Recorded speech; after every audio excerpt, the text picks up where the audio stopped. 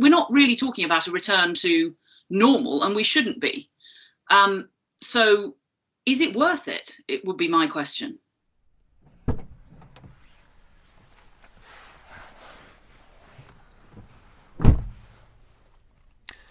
For millions of parents across the country, the school run is back on this morning, and for lots, maybe most, that's an exciting prospect as it means homeschooling is no more.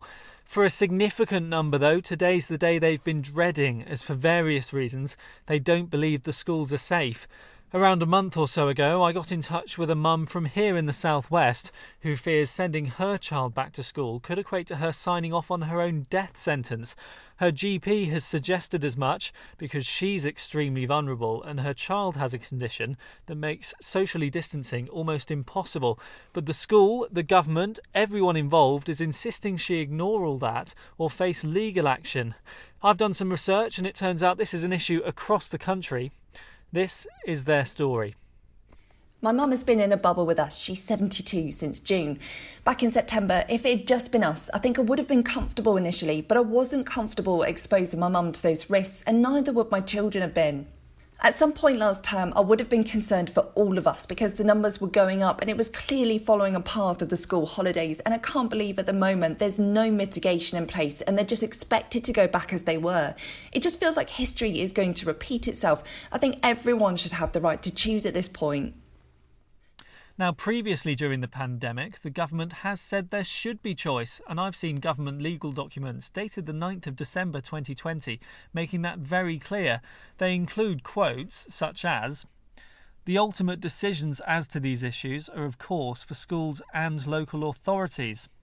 There cannot be a one-size-fits-all approach. School leaders will be best placed to understand the needs of their schools, and a blanket rule would not be appropriate."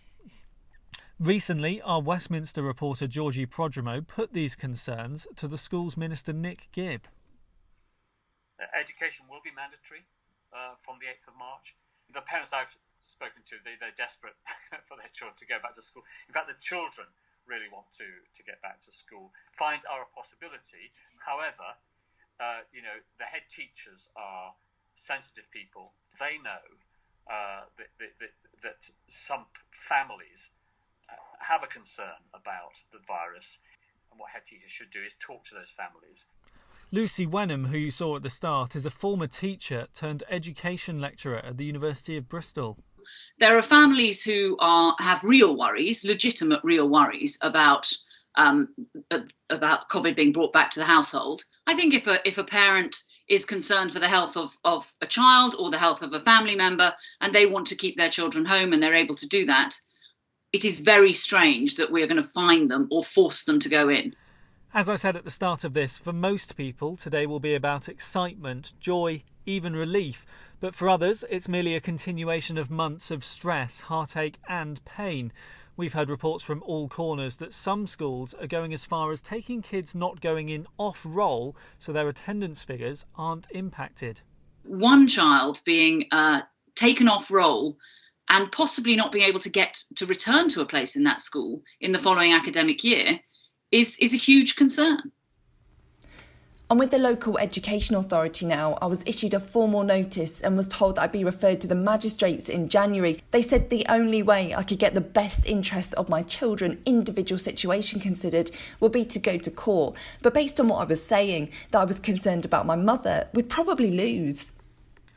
Over the coming weeks and months, some will insist schools are safe, others will claim they're not. The one thing we know for certain is this will continue being an issue for as long as the pandemic lasts.